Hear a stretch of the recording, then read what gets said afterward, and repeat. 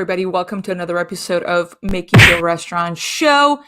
On this channel, on our podcast, and our YouTube channel, we talk about restaurant marketing, we talk about restaurant management, we answer your questions, and much more. So if this is your first time, consider subscribing. Now, today we're talking about Facebook groups, why you should be on it, and 8 different ways that you can maximize it and use it for your business. Now, why does this matter? It's because Facebook groups, as of today, currently, as I'm recording this, and we're kind of end of January 2019, it is free. And it actually has more reach than regular Facebook. So we got to be taking advantage of Facebook groups for our business.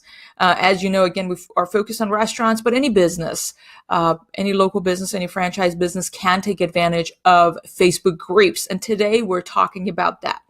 So let's get into today's training. I'm excited.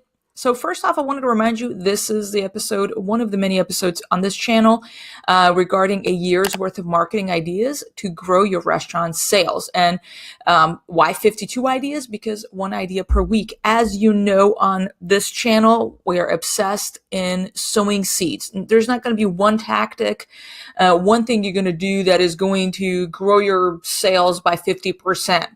You know, when people sell you that, don't believe them. Oh, if you put an ad in this magazine or this paper, it doesn't work that way. The way it works in growing your business is sowing seeds every day, every single week. And that is what we do on this channel, doing different things. And as you sow different seeds, at the end of the year, hopefully you will have a grandiose of a harvest, if you know what I mean. Okay, so that is what we do on this channel. So you can catch us on the podcast, on the YouTube channel. We're on Instagram. We're on LinkedIn. Let's connect. Let's get to know one another. Subscribe, and let's stay in touch. All right. So today we're talking about Facebook groups and how you can market your restaurant and your business on Facebook groups. All right, let's get to it. First thing you can do that you may have not considered when it comes to marketing your business on Facebook groups is the fact that it is a fantastic place for you to manage your online reputation. Managing your online reputation, and it's very simple. You are simply wanting to know what other people are talking about your business. And why this matters is because you care about your reputation. When the name of some bigger restaurants, such as, I don't know, Pizza Hut or Taco Bell or something like that, comes up on the Facebook groups, usually nobody goes in there and responds or apologizes or thank the people who spend the time leaving leaving a comment saying that about expressing their experience, explaining their experience with that one establishment. Now, that is an advantage you have as a small business owner, as a small restaurant owner, that you can go in there because you care, you live in the community, and we talk about it here all the time. You got to have a local community strategy. It doesn't matter what kind of a restaurant you are. You could be a franchise and have 100 locations, but somebody on the ground need to be in charge of a local strategy. Part of that is managing your online reputation on a local level. One, obviously, is your Yelp and blah, blah, blah, all of that, but also on Facebook groups, because you have a way of responding. You can build relationships. You can direct message that person. You can make things right if there was a screw up. And it's invaluable as a business owner for you to be able to provide that service beyond the sales. It's extremely valuable. And again, as we're talking about here today with Facebook groups, it is free. It is free, people. And not a lot of things are free in this world nowadays. You know what I'm saying? So the other thing that you need to consider is that you need to watch a competitor's reputation. At the end of today's training, I'm going to go over how I go about, for our restaurants, monitoring our reputation, our competitors' reputation, and all that jazz, step by step, how to do it and do this weekly. But one of the things you need to consider, always you want to look up your competitor's reputation. And the way you do that is you search. For instance, we're in the pizza business. So I'm going to go into search. All Facebook groups have a search section. You first search for the name of your restaurant so you can see what people are talking about your restaurant. The second thing you are going to do is look up your competitors. You know your local competitors, their name.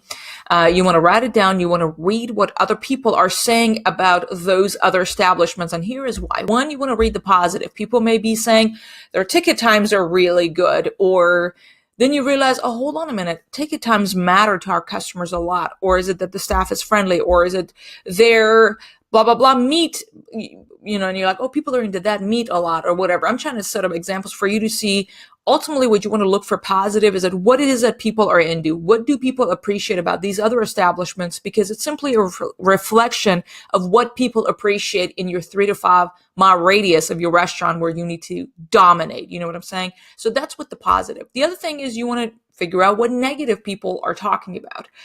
One of the things that happened to our competitor, who has gone out of business since, initially when we started, they were well established in this community, is that people used to complain about their ticket times, or ultimately the perception customers had of feeling abandoned, that they would come in, they had to wait for a server to take care of them, or they, when they would place their order, the ticket would take a long time and nobody would update them or something like that. They are being perceived as though they're abandoned. I don't know if it makes sense.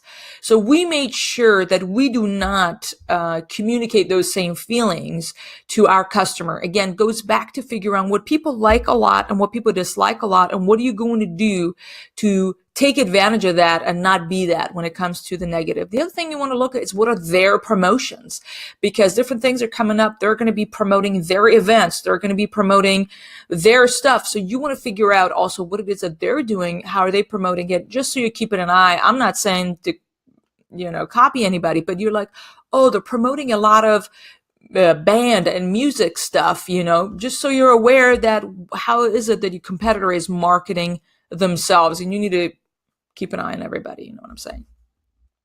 The other reason you got to be on Facebook groups, and it's a fantastic way for you to market yourself, your business, your restaurant on Facebook groups, is that it's a great opportunity for you to be involved in the community.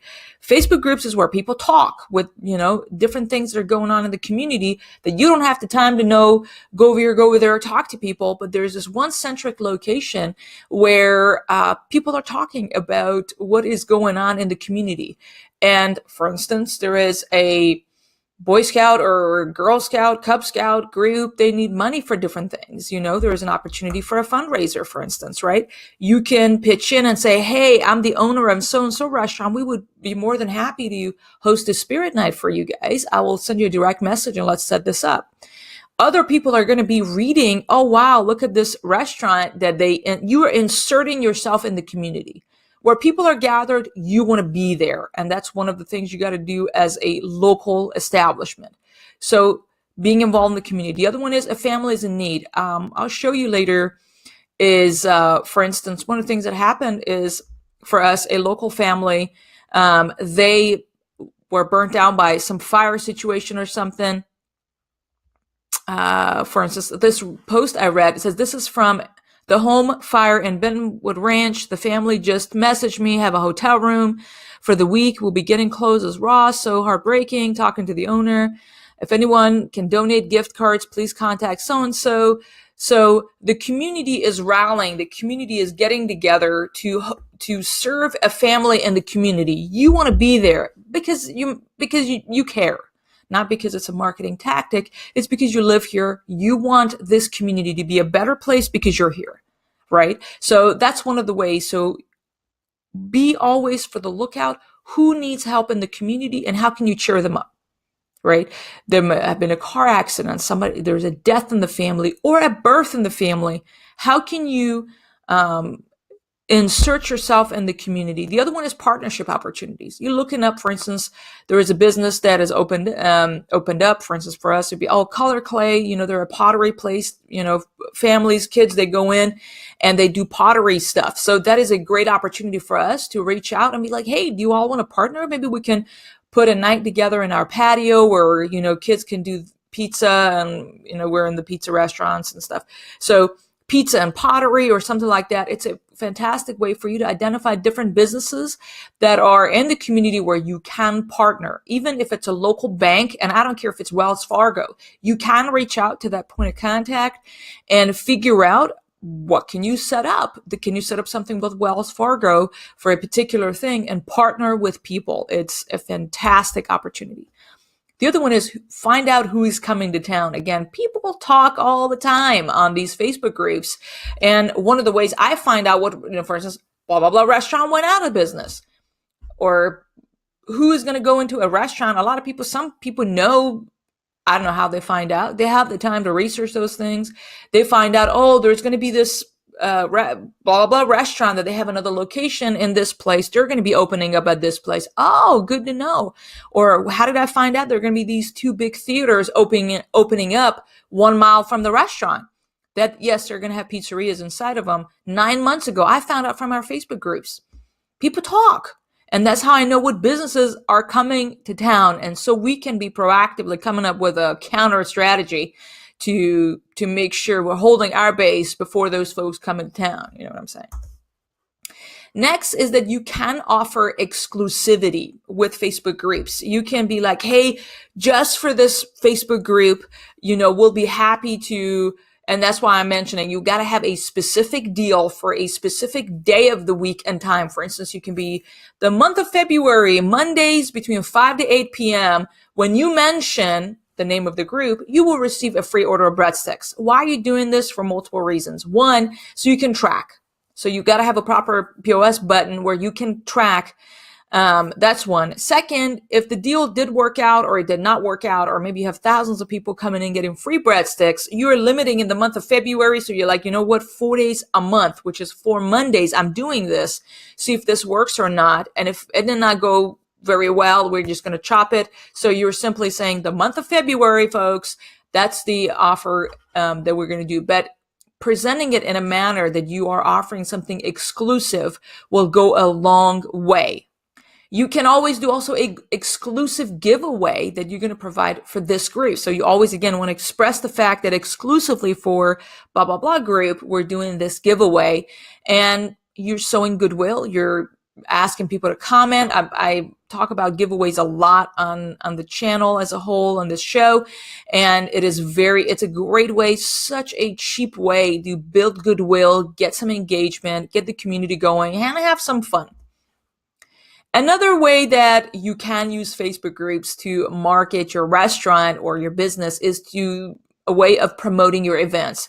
You're going to have a band coming up. You're going to be hosting a wine tasting, a beer tasting, a cooking class. I mean, whatever event you're going to have, hypothetically for us, Pi Day is a huge deal.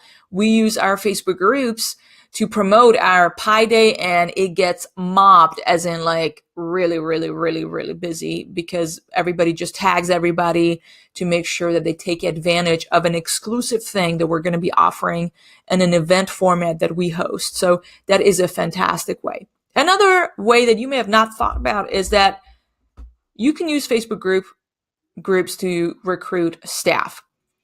One way is that you can recruit staff. The other way is that you can recruit, because you have parents of folks. It depends on who you hire, right? We hire a lot of teenagers for our restaurant. So a lot of their parents are present in these Facebook groups.